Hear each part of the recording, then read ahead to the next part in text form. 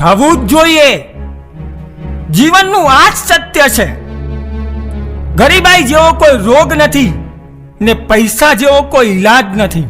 બસ uncle, ગરીબી એ ઈશ્વરની લાડકી દીકરી છે અને ઈશ્વરે એને ખાનદાની ઘર જોઈને જ વણાવી છે. અને મને એક વાત કહો અંકલ, કે તમારા જેવી વ્યક્તિ કે જેને પોતાની શ્રીમંતાઈ પર આટલો બધો ગર્વ છે, તો પછી મારા જેવી ગરીબ ઘરની છોકરી પર પસંદગીનો કળશ કેમ ઢોળ્યો? આમના લીધે. આમના લીધે નહીં અંકલ, તમારા દીકરાની કરતૂતને લીધે. શું બકવાસ કરે છે તું? તમારા માટે જે બકવાસ છે એ જ તો મારી જિંદગીનો સવાલ છે. અને આખો સમાજ જાણે છે કે તમારો રાહુલ કોલેજ આગળ ઊભા રહી છોકરીઓની છેડતી કરવામાં, ક્લબ અને પાર્ટીઓમાં જુગાર રમવામાં અને દારૂના અડ્ડા પર ઊભા રહી દારૂ પીવામાં નંબર 1 છે.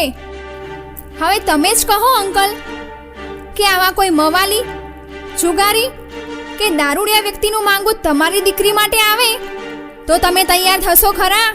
હરગીજ નહીં. તો આવા મવાલી, દારૂડિયા અને જુગારી સાથે હું પરણીશ એ વાત તમે કેવી રીતે માની લીધી? તું કોની વાત કરી રહી છે? તમારા દીકરા રાહુલની. સોરી આંટી, પણ હું તમારા દીકરા રાહુલ સાથે લગ્ન નહીં કરું. એ છોકરી, હું તારી સાથે પરણી જઈશ એવું તે કઈ રીતે વિચારી લીધું? હા, તારી ઓકાત શું છે? તારા જેવી 50 છોકરીઓ લાઈફમાં આવીને ગઈ, એટલે તારા જેવી છોકરીઓને તો હું સારી રીતે ઓળખું છું. Enough! How der you! Keep your finger down. તું જાણે છે તું કોની સાથે વાત કરે છે? PM Sheth. He is my dad, જે એક કરોડપતિ છે. અને એક તું પર્સમાં 20 રૂપિયા રાખવાની હૈસિયત નથી ને? Just shut up!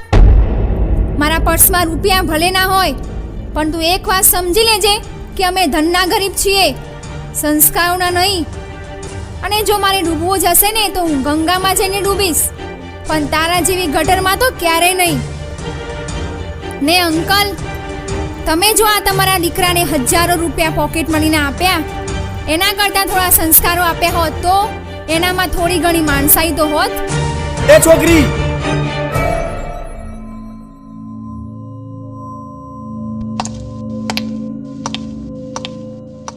આકાશ બેટા, તું અંદર જા. જી મમ્મી. રાહુલ, આ છોકરી શું બોલીને ગઈ?